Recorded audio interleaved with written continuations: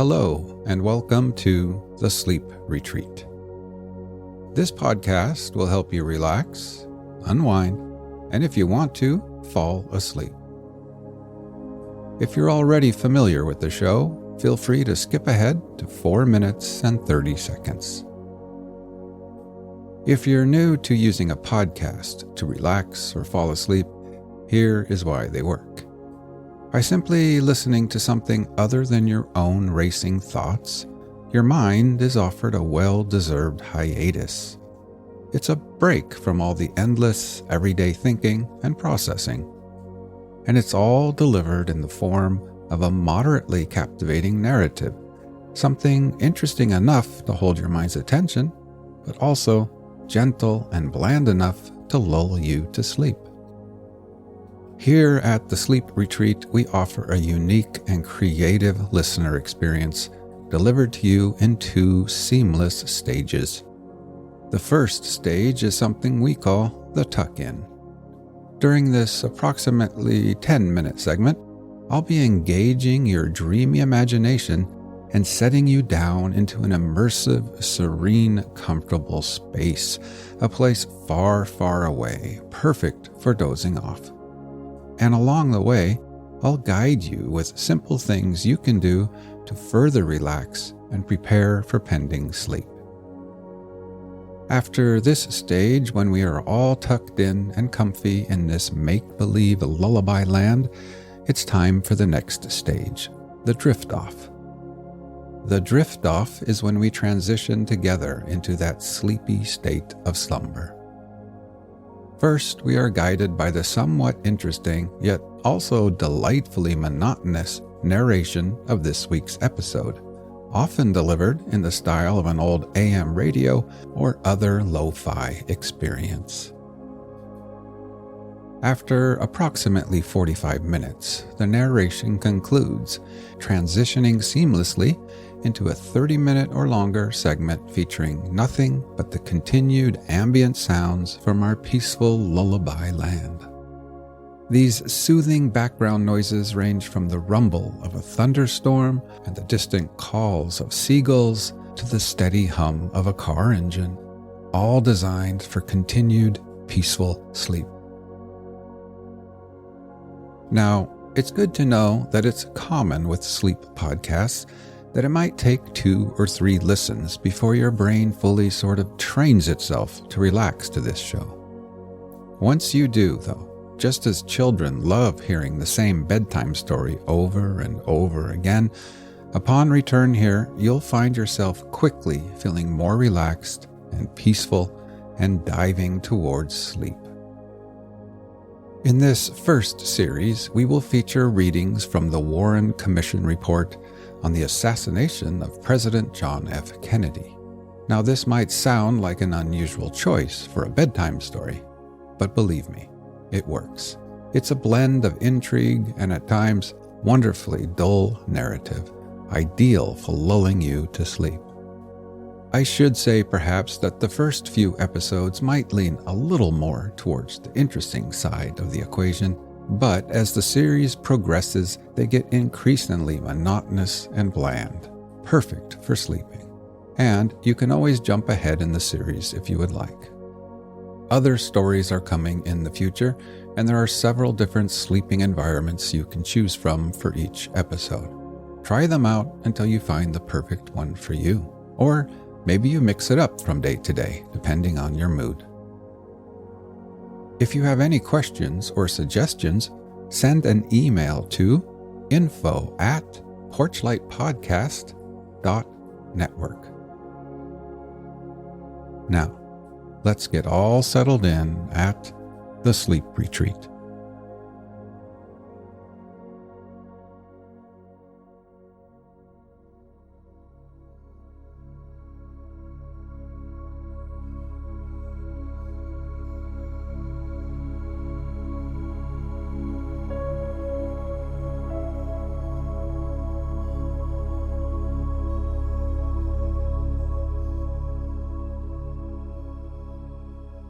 Now, let's drift off to sleep.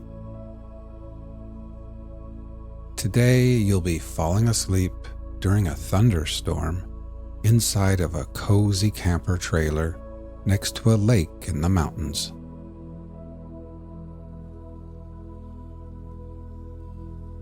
Imagine you are feeling exhausted, hot, and sweaty as you return to your camper.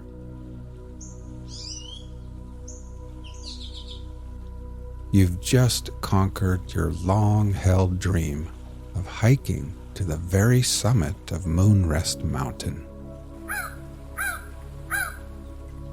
You've changed into your swimsuit and are now standing at the edge of the dock on weary, trembling legs, ready to celebrate your incredible achievement with a refreshing dive into the cool, crystal-clear waters of Silver Lake.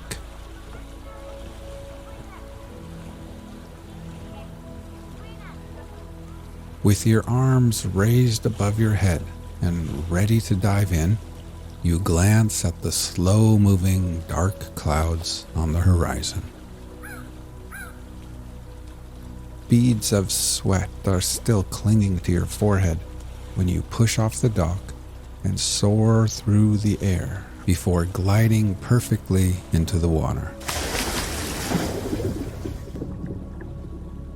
The crisp, cool water envelops you, gently massaging your entire being. You can almost taste the clean, mineral freshness of the water as it washes away all the sweat, dust, and grime from your skin.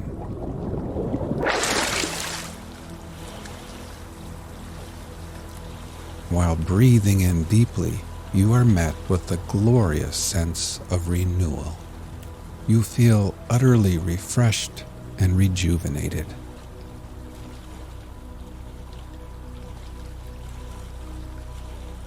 You swim back to the dock and climb the cool aluminum ladder. Then, standing there with a soft cotton towel draped around your shoulders, you gaze out across the deep blue lake. Here and there, motorboats, canoes, sailboats, and jet skis are now headed towards the shores. Everyone knows rain is coming.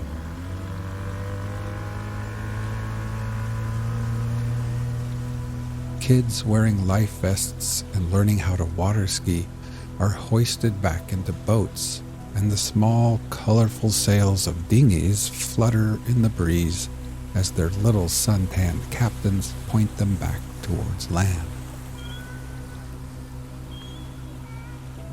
Now, all toweled off and feeling a little bit chilled, you walk barefoot back to your camper ahead of the rain.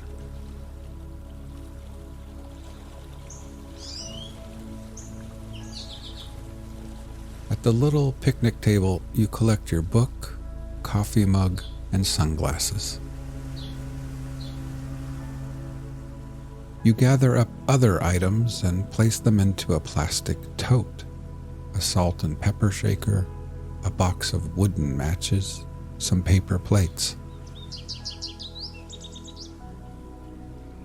You secure the lid on the tote and move the Coleman lantern under the table.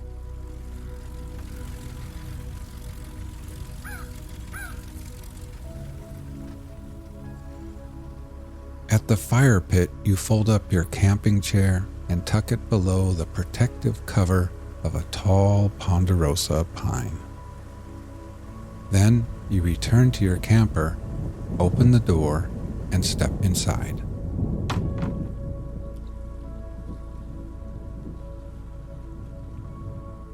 In the little kitchenette, you set water to boil for tea. And then you change into your favorite, coziest leisure wear.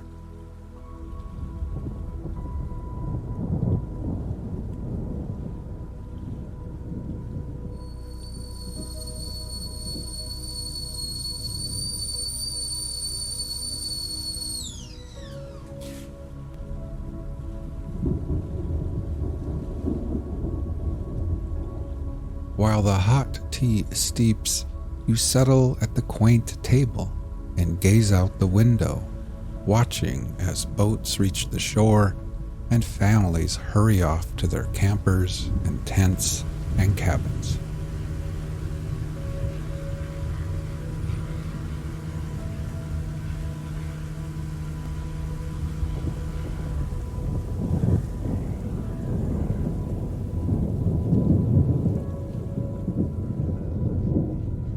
Now, with a warm cup of tea in hand and nestled in your soft, comfy clothes, you feel your body slowly warming again. You bring the mug to your lips.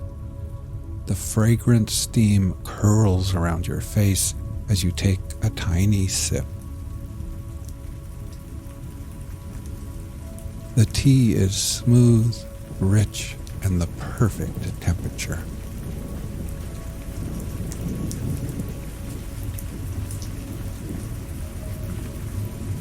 You take a bigger sip, and the tea flows down to your core, melting away the chill from the lake. A rush of warmth spreads throughout your body, like a wave of little goosebumps, and you're suddenly filled with a sense of deep accomplishment, peace, and satisfaction.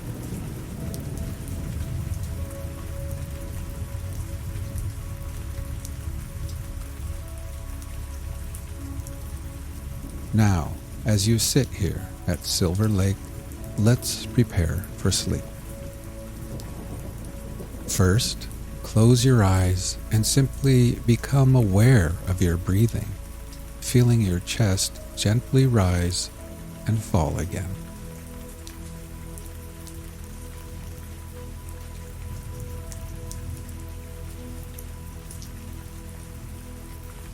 Next, let's take a few deeper breaths. We will slowly fill our lungs with the cool, sweet scent of pine trees and that fresh mountain air. And then, after holding briefly, we will let it all go and exhale. Ready? Breathe in deeply, hold for 3, 2, 1, and then exhale.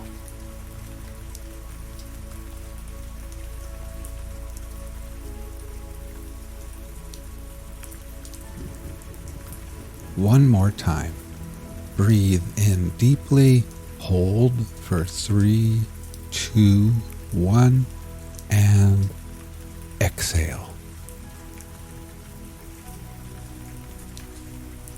And try thinking to yourself, as I am here at Silver Lake, I can feel gravity pulling me back towards Earth. With every exhale,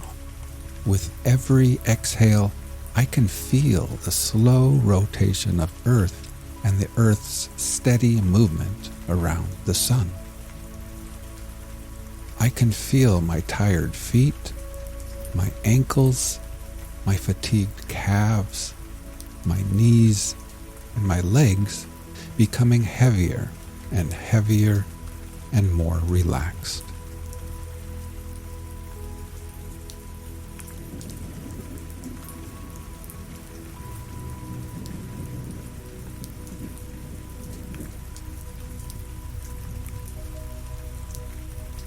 You finish the last sip of your perfect tea, and then you pick up a little pencil and notebook resting on the table. With them in hand, you make your way to the sleeping nook at the other end of the camper, where you collapse heavily into the soft, wide bed.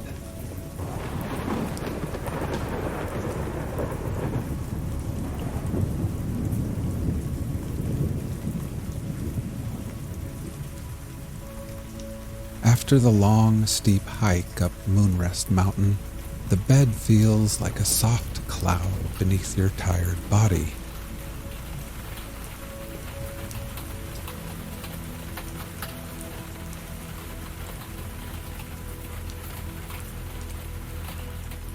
The little windows by the bed are cracked open, and your nostrils catch the pleasant scent of fresh rain on pine needles and moss.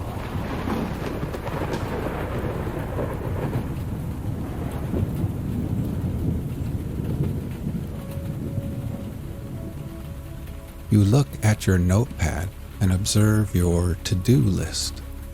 Each completed task is neatly crossed out with pencil.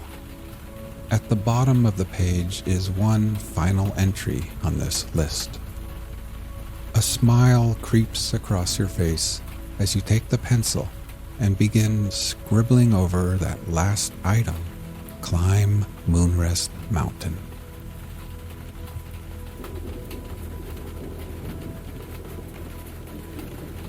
You set the notepad aside, thinking how perfect everything feels at this moment. You've completed everything you set out to do here. Tomorrow holds no obligations, and for now, everything is done, finished, and complete. You have earned this wonderful moment of absolute peace.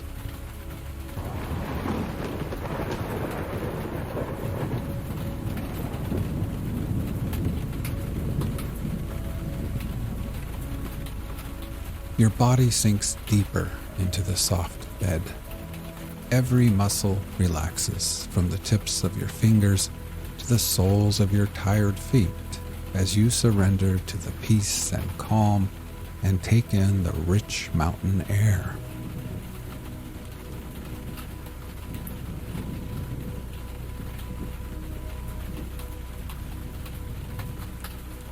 Let's take a few more deep breaths before drifting off to sleep. Ready?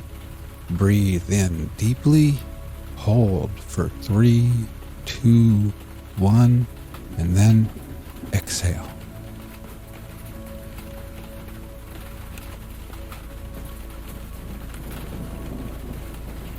One more time.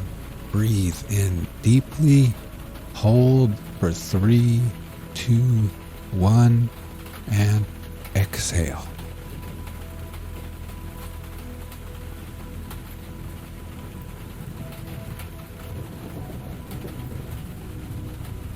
Try thinking to yourself, as I lay here at Silver Lake, I can feel gravity pulling me back towards Earth. With every exhale, I experience my body feeling heavier and heavier and more relaxed. I can feel my tired arms, my hands, my torso, shoulders, neck, and head becoming heavier and more relaxed. My whole body feels at peace as gravity's pull tugs me gently and tucks me safely into this ever so soft bed.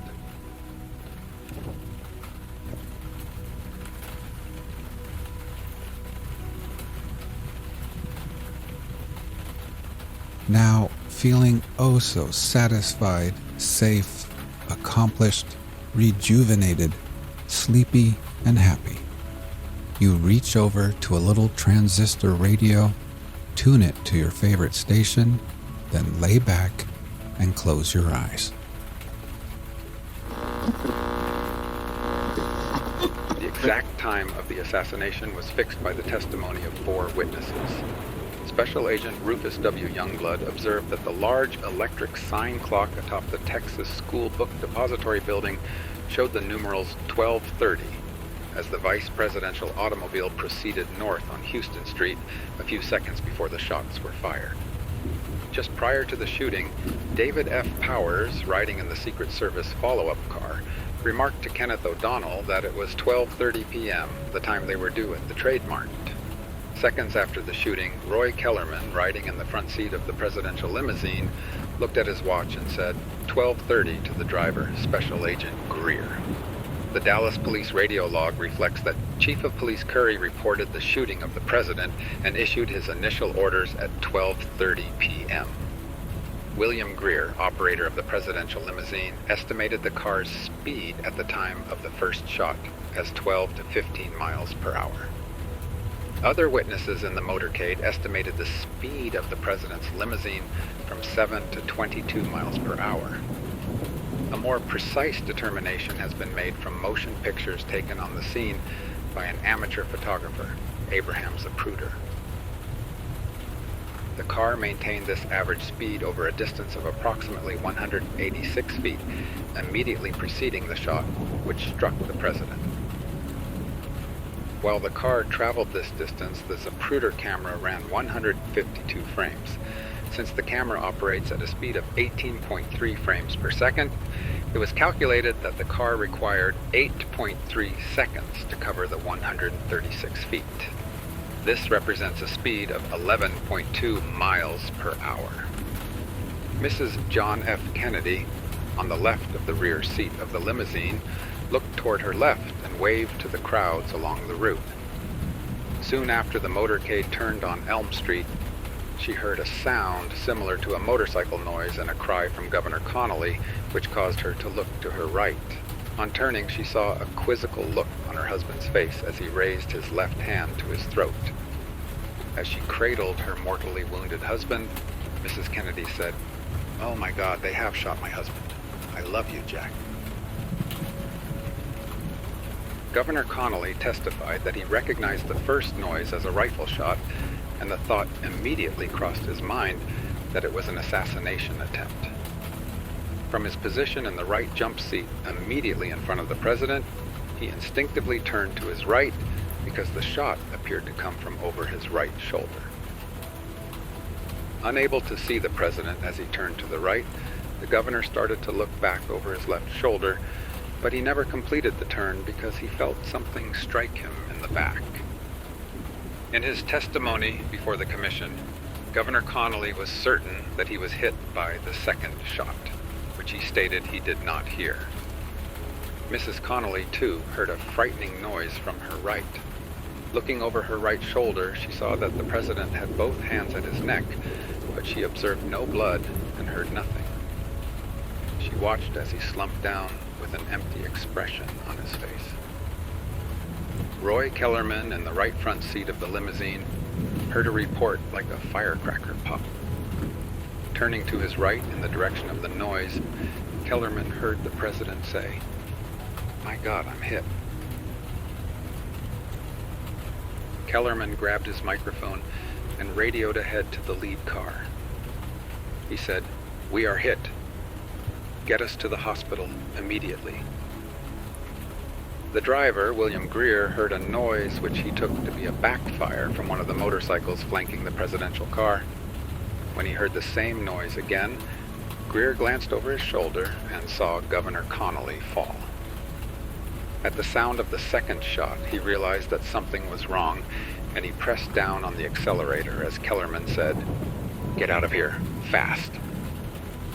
As he issued his instructions to Greer and to the lead car, Kellerman heard a flurry of shots. Looking back from the front seat, Kellerman saw Governor Connolly in his wife's lap and Special Agent Clinton J. Hill lying across the trunk of the car. Mrs. Connolly heard a second shot fired and pulled her husband down into her lap. The governor was lying with his head on his wife's lap when he heard a shot hit the president. According to Governor and Mrs. Connolly, it was after this shot that Kellerman issued his emergency instructions and the car accelerated.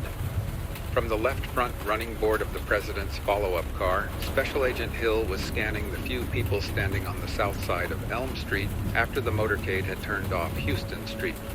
He estimated that the motorcade had slowed down to approximately 9 or 10 miles per hour on the turn at the intersection of Houston and Elm Streets, and then proceeded at a rate of 12 to 15 miles per hour, with the follow-up car trailing the president's automobile by approximately 5 feet.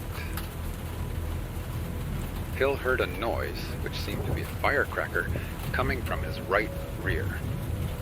He immediately looked to his right and saw President Kennedy grab at himself and lurch forward and to the left. Hill jumped from the follow-up car and ran to the president's automobile. At about the time he reached the president's automobile, Hill heard a second shot. At the instant that Hill stepped onto the left rear step of the president's automobile and grasped the handhold, the car lurched forward, causing him to lose his footing. He ran 3 or 4 steps, regained his position, and mounted the car.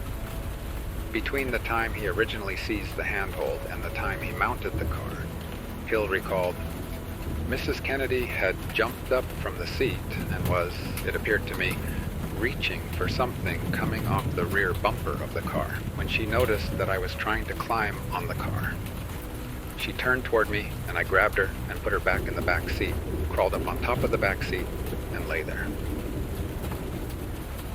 David Powers, who witnessed the scene from the president's follow-up car, stated that Mrs. Kennedy would probably have fallen off the rear end of the car and been killed if Agent Hill had not pushed her back into the presidential automobile. Special Agent Reedy, on the right front running board of the presidential follow-up car, heard noises that sounded like firecrackers and ran toward the president's limousine. But he was immediately called back by Special Agent Emery Roberts, in charge of the follow-up car, who did not believe that he could reach the president's car at the speed it was then traveling. Special Agent George W. Hickey, in the rear seat of the presidential follow-up car, picked up and cocked an automatic rifle as he heard the last shot. At this point, the cars were speeding through the underpass and had left the scene of the shooting, but Hickey kept the automatic weapon ready as the car raced to the hospital. Most of the other Secret Service agents in the motorcade had drawn their sidearms. Roberts noticed that the vice president's car was approximately 1/2 block behind the presidential follow-up car at the time of the shooting and signaled for it to move in closer. Directing the security detail for the vice president from the right front seat of the vice presidential car, Special Agent Youngblood recalled, as we were beginning to go down this incline, all of a sudden there was an explosive noise. I quickly observed unnatural movement of crowds, like ducking or scattering, and quick movements in the presidential follow-up car. So I turned around and hit the vice president on the shoulder and hollered, "Get down," and then looked around again and saw more of this movement. And so I proceeded to go to the back seat and get on top of him. Youngblood was not positive that he was in the rear seat before the second shot, but thought it probable because of President Johnson's statement to that effect immediately after the assassination. President Johnson emphasized Youngblood's instantaneous reaction after the first shot. I was startled by the sharp report or explosion, but I had no time to speculate as to its origin, because Agent Youngblood turned in a flash, immediately after the first explosion, hitting me on the shoulder, and shouted to all of us in the back seat to get down. I was pushed down by Agent Youngblood. Almost in the same moment in which he hit or pushed me, he vaulted over the back seat and sat on me. I was bent over under the weight of Agent Youngblood's body toward Mrs. Johnson and Senator Yarborough.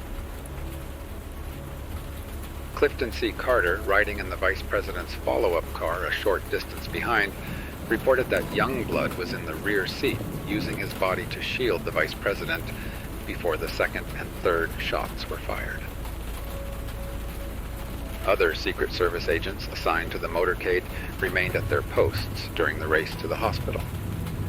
None stayed at the scene of the shooting, and none entered the Texas School Book Depository building at or immediately after the shooting. Secret Service procedure requires that each agent stay with the person being protected and not be diverted unless it is necessary to accomplish the protective assignment. Forrest Sorrells, special agent in charge of the Dallas office, was the first Secret Service agent to return to the scene of the assassination, approximately 20 or 25 minutes after the shots were fired. In the final instant of the assassination, the presidential motorcade began a race to Parkland Memorial Hospital, approximately 4 miles from the Texas School Book Depository building. On receipt of the radio message from Kellerman to the lead car that the president had been hit, Chief of Police Curry and police motorcyclists at the head of the motorcade led the way to the hospital. Meanwhile, Chief Curry ordered the police base station to notify Parkland Hospital that the wounded president was en route.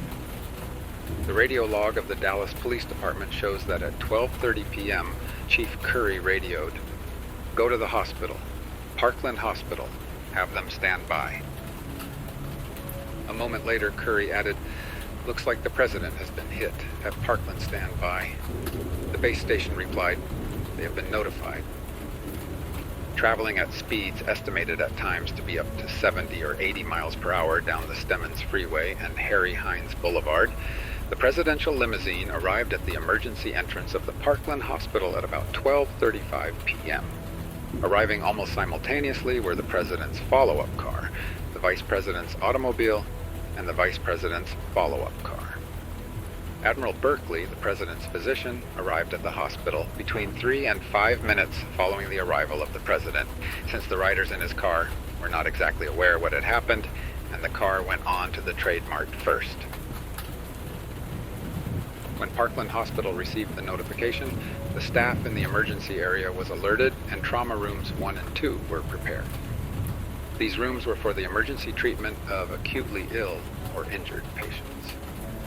Although the first message mentioned an injury only to President Kennedy, 2 rooms were prepared. As the president's limousine sped toward the hospital, 12 doctors were present at the emergency area. Surgeons, Drs. Malcolm O. Perry, Charles R. Baxter, Robert N. McClellan, Ronald C. Jones, the chief neurologist, Dr. William Kemp Clark, 4 anesthesiologists, Drs. Marion T. Jenkins, Adolph H. Giesecke, Jr., Jackie H. Hunt, Gene C. Akin, urological surgeon, Dr. Paul C. Peters, an oral surgeon, Dr. Don T. Curtis, and a heart specialist, Dr. Fuad A. Bashur.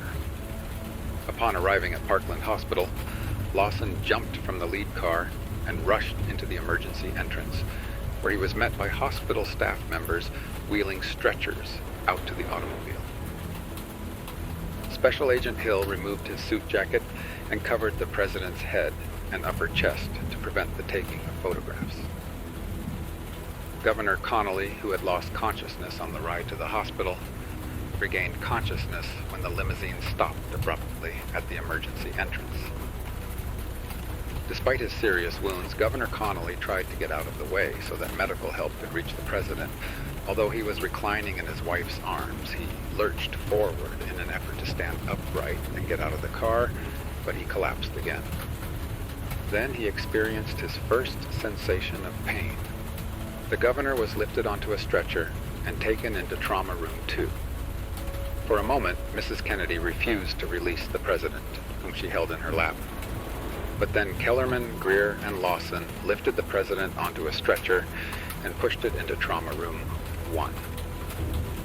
The first physician to see the president at Parkland Hospital was Dr. Charles J. Carrico, a resident in general surgery. Dr. Carrico was in the emergency area, examining another patient when he was notified that President Kennedy was en route to the hospital. Approximately 2 minutes later, Dr. Carrico saw the president on his back, being wheeled into the emergency area. He noted that the president was blue-white or ashen in color, had slow, spasmodic, agonal respiration without any coordination, made no voluntary movements, had his eyes open with the pupils dilated without any reaction to light, evidenced no palpable pulse, and had a few chest sounds, which were thought to be heartbeats. On the basis of these findings, Dr. Carrico concluded that President Kennedy was still alive. Dr. Carrico noted 2 wounds, a small bullet wound in the front lower neck and an extensive wound in the president's head. Dr. Carrico felt the president's back and determined that there was no large wound there, which would be an immediate threat to life. Observing the serious problems presented by the head wound and inadequate respiration, Dr. Carrico directed his attention to improving the president's breathing. He noted contusions, hematoma to the right of the larynx, which was deviated slightly to the left, and also ragged tissue which indicated a tracheal injury. Dr. Carrico inserted a cuffed endotracheal tube past the injury, inflated the cuff, and connected it to a Bennett machine to assist in respiration. At that point, direction of the President's treatment was undertaken by Dr. Malcolm O. Perry, who arrived at Trauma Room 1 a few moments after the President. Dr. Perry noted the President's back brace as he felt for a femoral pulse, which he did not find. Observing that an effective airway had to be established if treatment was to be effective, Dr. Perry performed a tracheotomy, which required 3 to 5 minutes. While Dr. Perry was performing the tracheotomy, Doctors Carrico and Ronald Jones made cut downs on the President's right leg and left arm to infuse blood and fluids into the circulatory system. Dr. Carrico treated the President's known adrenal insufficiency by administering hydrocortisone. Dr. Robert N. McClellan entered at that point and assisted Dr. Perry with the tracheotomy. Dr. Bashauer, Chief of Cardiology, Dr. Jenkins, Chief of Anesthesiology, and Dr. Giesecke then joined in the effort to revive the President. When Dr. Perry noted free air and blood in the President's chest cavity, he asked that chest tubes be inserted to allow for drainage of blood and air. Doctors Peters and Baxter initiated these procedures. As a result of the infusion of liquids through the cut-downs, the cardiac massage, and the airway, the doctors were able to maintain peripheral circulation as monitored at the neck artery and at the wrist. A femoral pulse was also detected in the President's leg. While these medical efforts were in progress, Dr. Clark noted some electrical activity on the cardiotachyscope attached to monitor the President's heart responses. In the absence of any neurological, muscular, or heart response, the doctors concluded that efforts to revive the President were hopeless.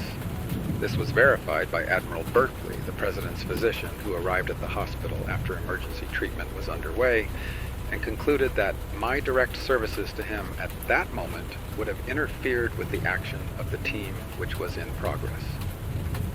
At approximately 1 p.m., after last rites were administered to the President by Father Oscar L. Huber, Dr. Clark pronounced the President dead.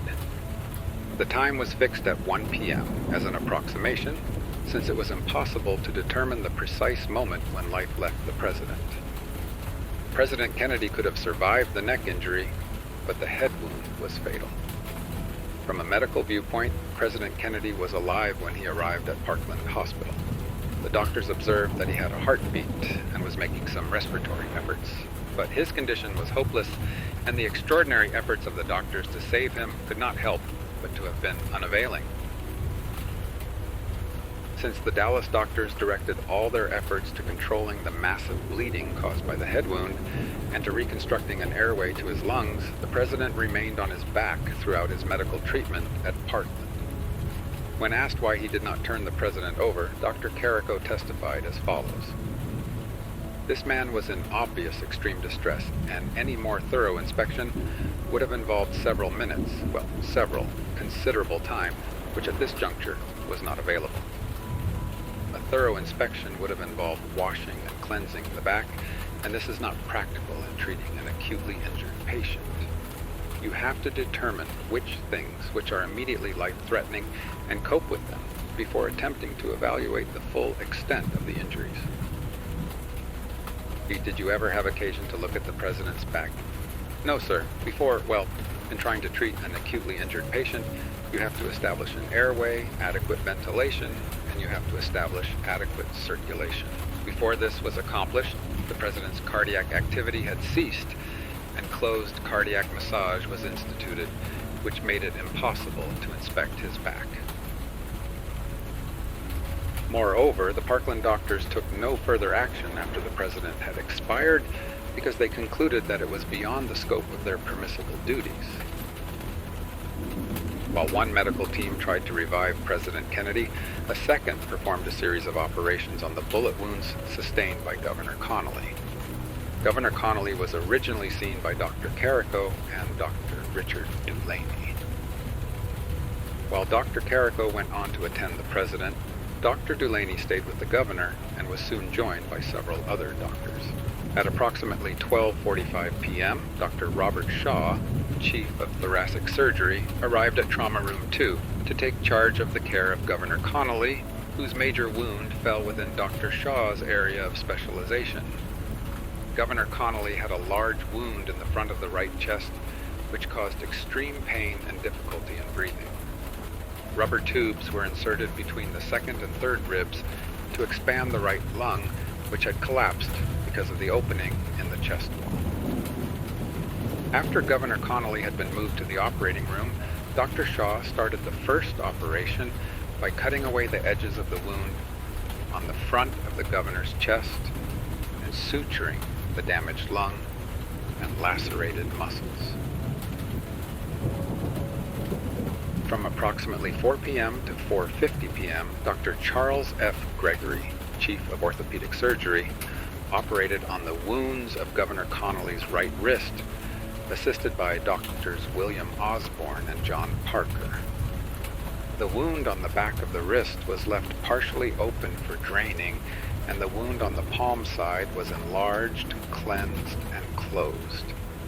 While the second operation was in progress, Dr. George T. Shires, assisted by Doctors Robert McClellan, Charles Baxter, and Ralph Don Patman, treated the gunshot wound in the left thigh.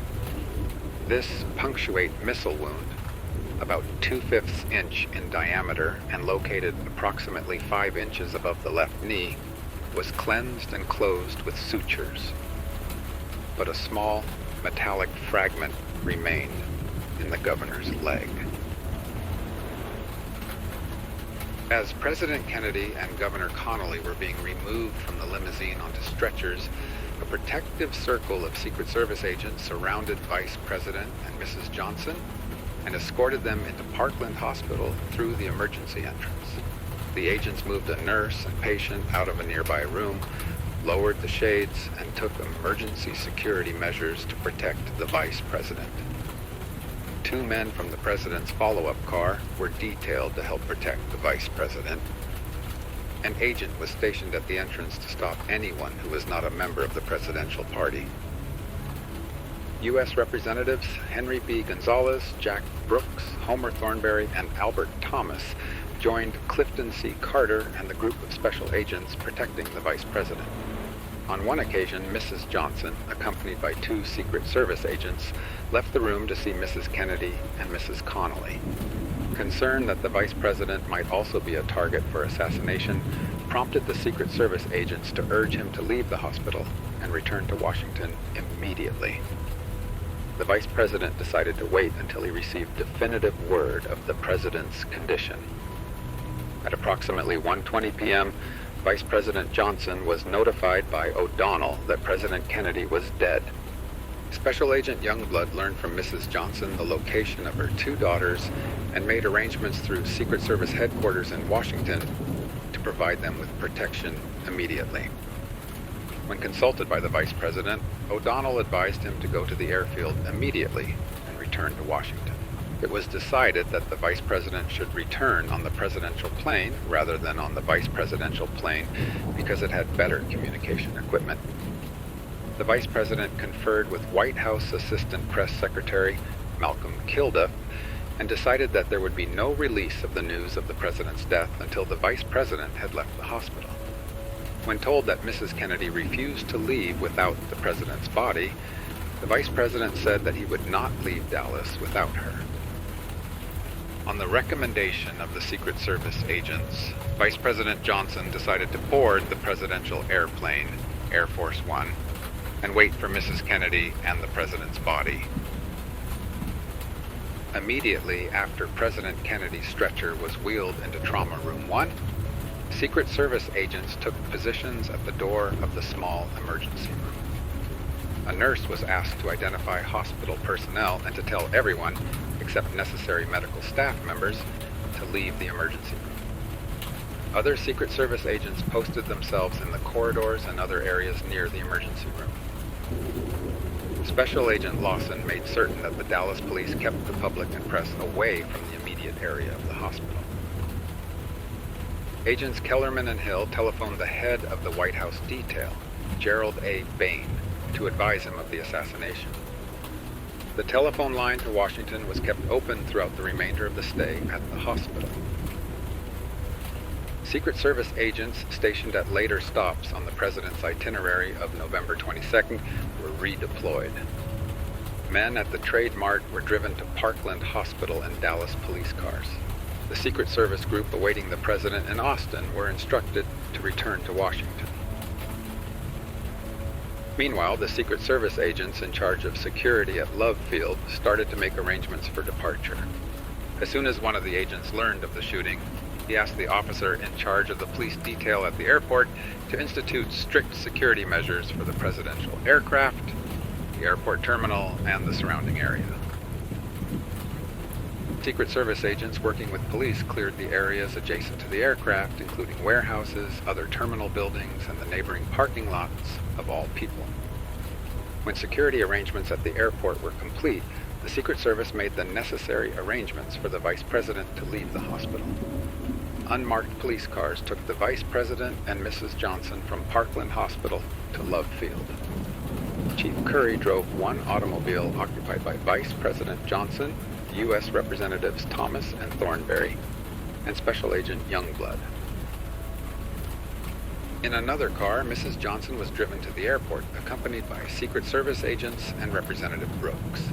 Motorcade policemen who escorted the automobiles were requested by the Vice President and Agent Youngblood not to use sirens.